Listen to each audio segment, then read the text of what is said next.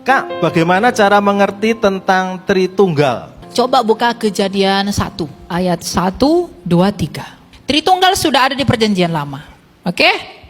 Kejadian 1 ayat 1, demikianlah firman Tuhan. Pada mulanya Allah menciptakan langit dan bumi. Pada mulanya Allah menciptakan langit dan Bereshit bara Elohim et hashamayim ve. Kata Ibrani di sana adalah Elohim. Jadi ada Allah. Sekarang Allah itu siapa? Coba buka 1 Korintus 8 ayat 6. 1 Korintus 8 Ayat 6. ayat yang ke-6.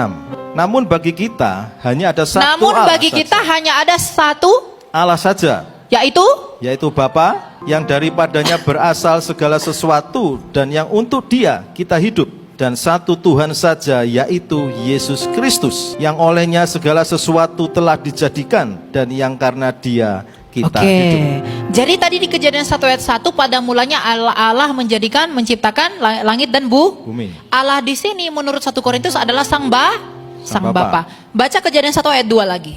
Memang begini. Belajar Alkitab tuh begini. Kejadian 1 Ayat yang 2. kedua. Bumi belum berbentuk dan kosong.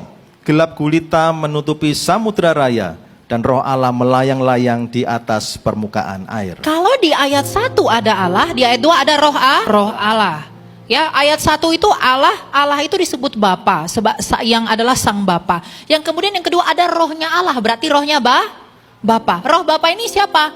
Roh Kudus yang memberi hidup. Ayub 33 ayat 4. Coba kita buka ayatnya ya. Ayub 33 ayat 4. Roh Allah itu adalah rohnya Bapa. Jadi Allah di sana adalah Sang Bapa.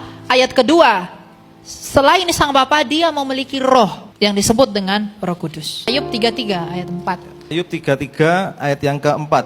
Roh Allah telah membuat aku, dan nafas yang maha kuasa membuat aku hidup. Oke. Berarti tadi bumi itu belum berbentuk, tapi roh Allah ada di sana lalu memberi hidup. Makanya di Ayub 33 ayat 4 dikatakan roh Allah telah membuat aku dan nafasnya membuat aku hidup. Oke. Tadi ada Allah yaitu Sang Bapa. Ayat kedua ada rohnya Allah yaitu Roh Kudus. Yang ketiga Kejadian 1 ayat 3. Ini balik ke sini. Kejadian 1 ayat yang ketiga. Ayat ketiga. Berfirmanlah Allah, jadilah terang, lalu terang itu jadi. Berfirmanlah Allah. Berarti yang berfirman itu adalah Allah di situ tadi siapa?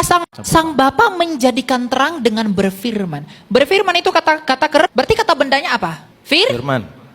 Berarti ada Allah yang adalah Sang Bapa. Ayat 2 ada rohnya Allah yang adalah rohnya Bapa. Yang ketiga ada firman Allah. Firman itu adalah pikiran, logikanya Bapa. Nah, firman Allah ini siapa? Yohanes 1 ayat 14. Nah, ini siapa ini firman ini? Saya tahu kalian udah pasti tahu. Yohanes 1 ayat 14. Ayat yang ke-14. Firman itu telah menjadi manusia. Firman itu menjadi lalu dan diam di antara kita, dan kita telah melihat kemuliaannya, yaitu kemuliaan yang diberikannya kepadanya sebagai anak tunggal Bapa, penuh kasih karunia dan kebenaran. Berarti firman itu adalah Yes. Karena yang menjadi manusia adalah Berarti Tritunggal itu bukan berbicara tentang berapa Allah, tetapi berbicara tentang bagaimana sih Allah kita yang satu itu. Oh, Allah kita yang satu itu adalah Bapa yang di dalam Dia memiliki firman dan memiliki roh. Bapa menciptakan semuanya dengan firman-Nya dan Dia menghidupinya oleh roh. Firman itulah Yesus Kristus dan roh itulah Roh Kudus. Tubuh saya ini manusia enggak? Manusia. Firman, pikiran saya ini manusia enggak? Mungkinkah pikiran saya pikiran kucing? Roh saya roh manusia enggak? Manusia. Ada berapa manusia yang di hadapan Anda? 1. Oh, masa? Nanti 3. Berapa? Jadi Bapa, kalau Bapa adalah Allah, maka firman-Nya Bapa pastilah Allah, itulah Yesus, dan rohnya Bapa pastilah Allah, yaitu Roh Kudus. Tapi tidak ada 3 Allah, hanya ada 1 Allah. Amin. Itulah Tritunggal.